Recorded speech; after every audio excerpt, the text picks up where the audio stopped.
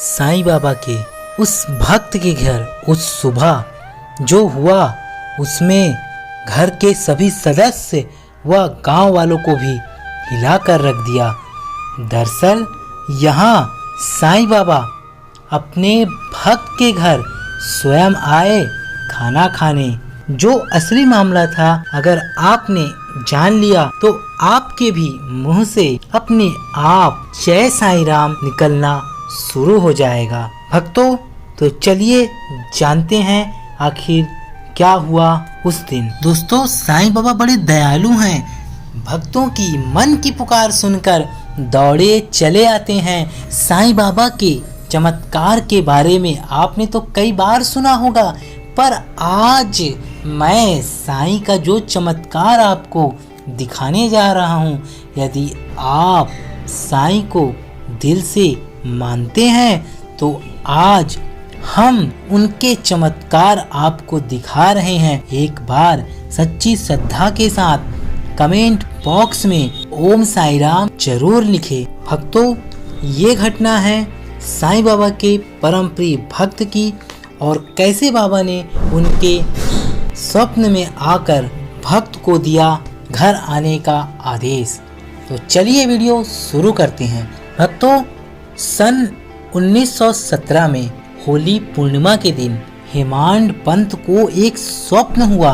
बाबा उन्हें एक सन्यासी के वेश में दिखे और उन्होंने हेमांड पंत को जगाकर कहा कि मैं आज दोपहर को तुम्हारे यहाँ भोजन करने आऊँगा। जागृत करना भी स्वप्न का एक भाग ही था, परंतु जब उनकी निद्रा सचमुच में खुल गई तो उन्हें ना तो बाबा और ना ही कोई अन्य सन्यासी दिखाई दिया। वे अपनी स्मृति दौड़ाने लगे और जब उन्होंने सन्यासी के प्रत्येक शब्द की स्मृति हो आई, वे बाबा के सानिध्य का लाभ गत 7 वर्षों से उठा रहे थे तथा उन्हीं का निरंतर ध्यान किया करते थे। परंतु कभी भी उन्होंने ये आशा नहीं की थी कि साईं बाबा भी कभी उनके घर पधार कर भोजन कर उन्हें कृतार्थ करेंगे। बाबा के शब्दों से हर्षित होते हुए वे अपनी पत्नी के पास गए और कहा, आज होली का दिन है, एक सन्यासी अतिथि भोजन के लिए हमारे यहाँ पधारेंगे, इसलिए भात थोड़ा अधिक बनाना। उनकी पत्नी ने अतिथि के संबंध में पूछताछ की।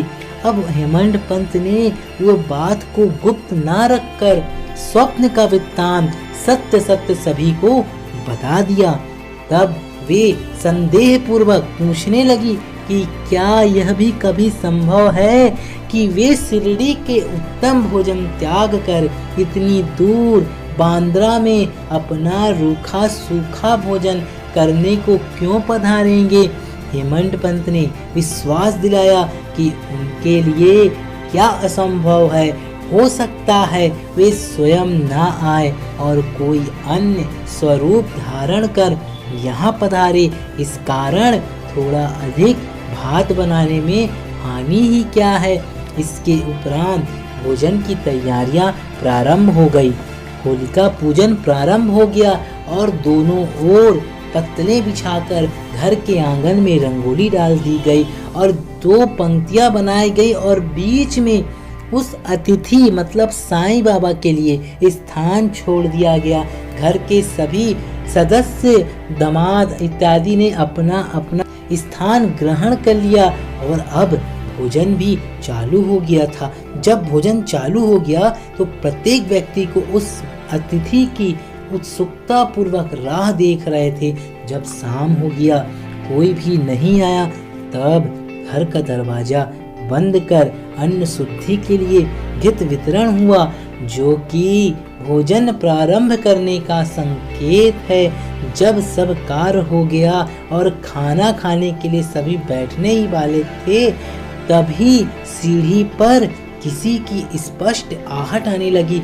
हेमंत पंत ने शीघ्र उठकर साकल खोली और 2 व्यक्ति अली मोहम्मद और मौलाना इम्मू मुजावर को द्वार पर खड़े हुए पाया।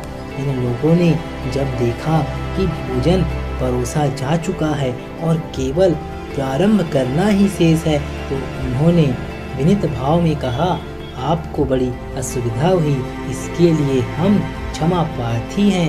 आप अपना थाली छोड़कर दौड़े आए तथा अन्य लोग भी आपकी प्रतीक्षा में हैं, इसलिए आप अपनी यह संपदा संभालिए।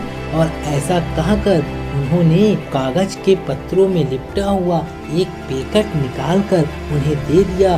कागज के आवरण को ज्यों ही हेमंत पंत ने हटाया तो उनके बाबा का एक सुंदर बड़ा चित्र देखकर महान आश्चर्य हुआ और वे द्रवित हो गए। उनके आंखों से आंसुओं की धारा बहने लगी और पूरे शरीर में रोमांच हो आया। उनका मस्तक बाबा के श्री चरणों में झुक गया। वे सोचने लगे कि बाबा ने इस लीला के रूप में ही मुझे आशीर्वाद दिया है। यह मनोहर चित्र कहाँ से प्राप्त हुआ, ये सभी घटना हम अगले वीडियो में आप लोगों को बताएंगे। अब हेमंत पंत ने साईं बाबा की वह तस्वीर को खाने के स्थान पे जहाँ पर उन्होंने उसकी जगह छोड़ी थी रखी और नैवेद्य अर्पण करके सभी भक्तों ने बाबा के चमत्कार को माना और सभी ने भोजन प्रारंभ किया। तो क्या लगता है आपको, क्या बाबा ने अपने वचन पूर्ण नहीं किए? भक्तों, अगर साईं ने स्वप्न में कहा है कि वे आएंगे तो वे जरूर आएंगे और बाबा अपने भक्तों के सारे मनोकामना पूर्ण करते हैं। आप लोगों को यह वीडियो कैसा लगा हमें कमेंट करके जरूर बताइएगा। साथ ही अगर आप सभी चैनल पे नए हैं तो चैनल को सब्सक्राइब कीजिए, बेल आइकन को ऑन कर दीजिए। जय साईं राम।